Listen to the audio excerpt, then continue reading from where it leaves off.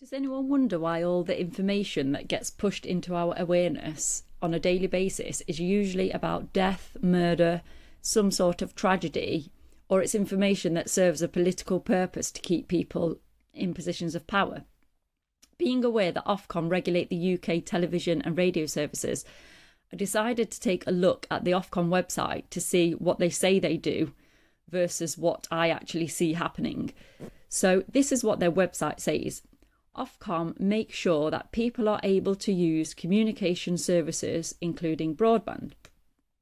Well, really, that's news to me because I've never had a call from Ofcom asking whether I have broadband and offering to pay for it if I don't.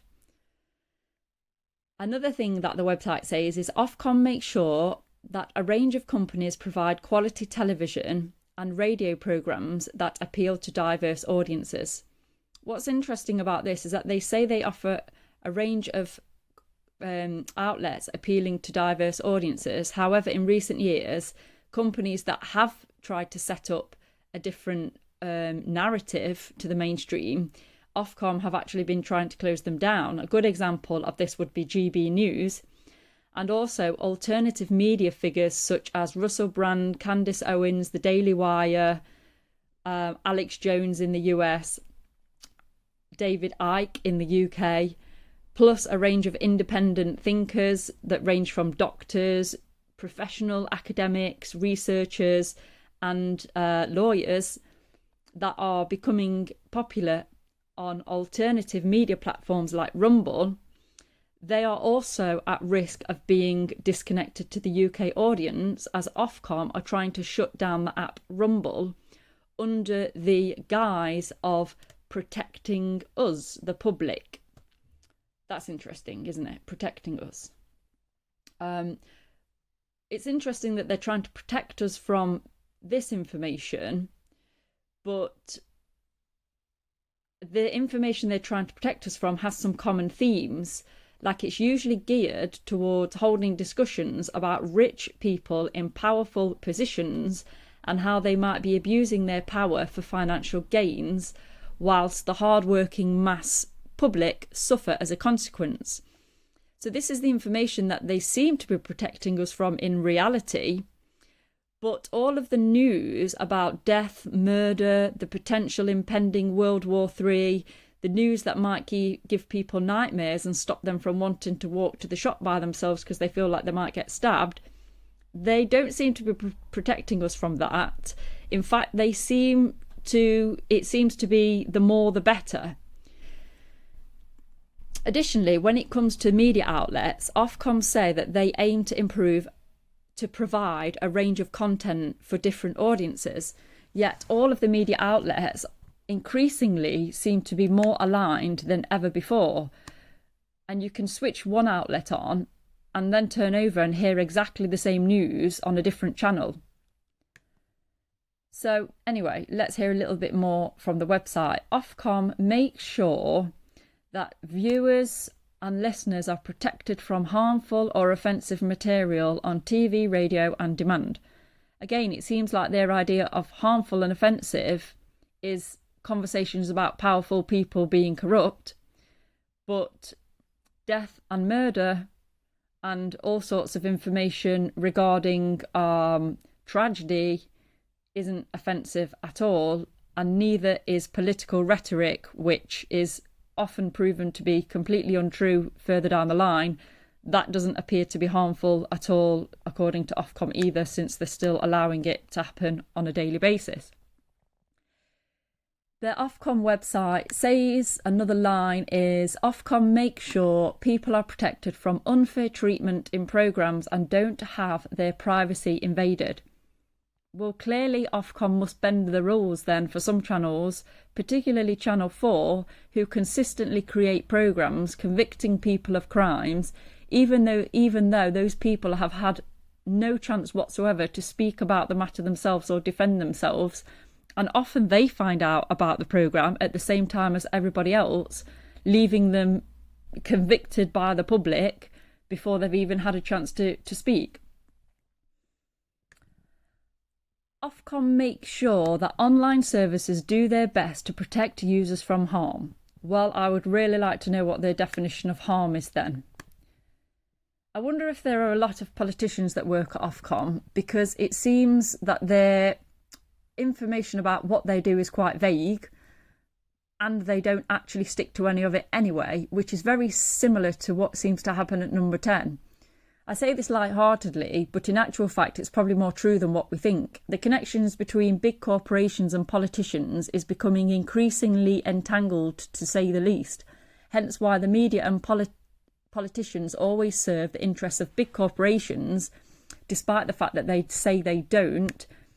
And the COVID pandemic, I think, really woke people up to this, as the mass public lost out and were locked up in the houses, while big corporations and anyone that has shares in those big corporations like Moderna, for example, and Pfizer, seem to make huge amounts of profits, of which many of the politicians in the UK do have shares in those companies.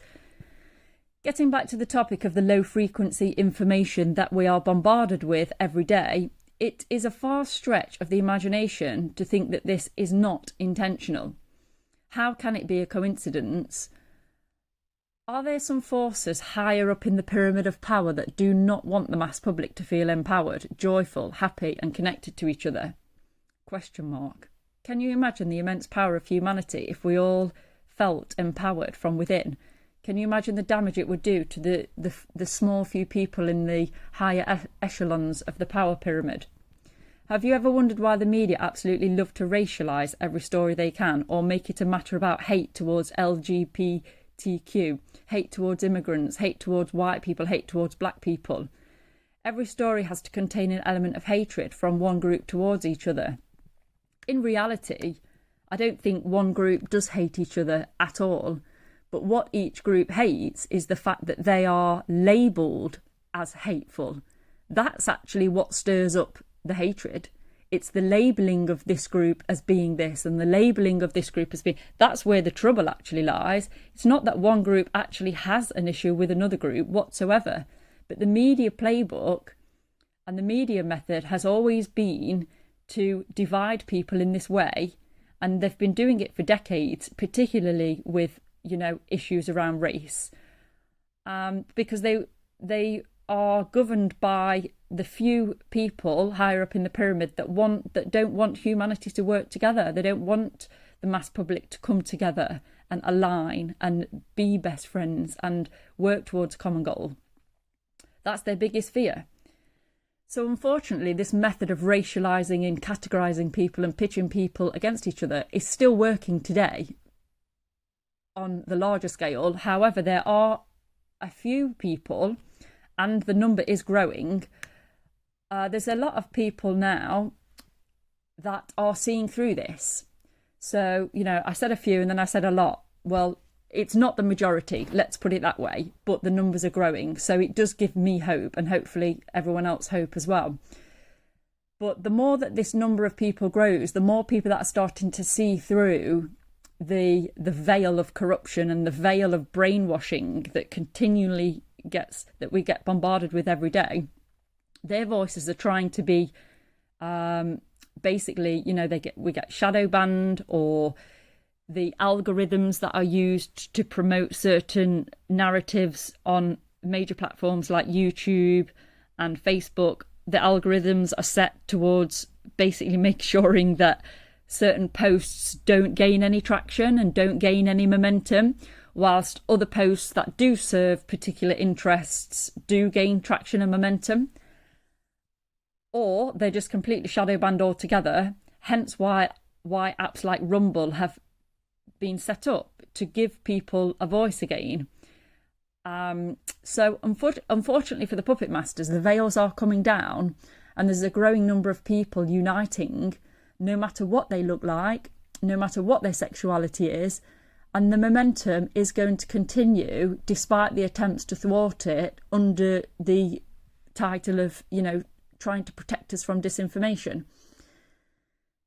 The pyramid is on its way down, which is good news, but it will take time. But I believe that there is hope, many people still think that there is not any hope because they still listen to the mainstream media too much. You won't hear about any grassroots movements that are gaining momentum on any of this major media channels because they don't want you to know about it, because they don't want you to join them, basically. So a group and a grassroots project that I really want everybody to know about because it's absolutely amazing. I'm so glad I found it, and it's absolutely taking the UK by storm at the moment, and it's growing week by week, is called The Sovereign Project by Pete Stone. You won't hear about it on the BBC, but not only is there this project, there's also other smaller cooperative groups being set up by local communities for the people, by the people. The mainstream media won't want you to know about this, but for anyone who does not know, they're phenomenal grassroots projects that are taking the UK by storm. I'm going to post a link in one of my comments to The Sovereign Project by Pete Stone. He holds live workshops. They're not really workshops, they're more like just groups, really. I mean, it's so informal. They're usually at some sort of social club or, you know, really local place where everyone is welcome. You can have a drink, lemonade or alcoholic drink, whatever you want. And they basically, there's people from, you know, there's real professionals that are running this show. They are MPs within the system that are coming forward and talking about the corruption, police officers coming forward and talking about the corruption.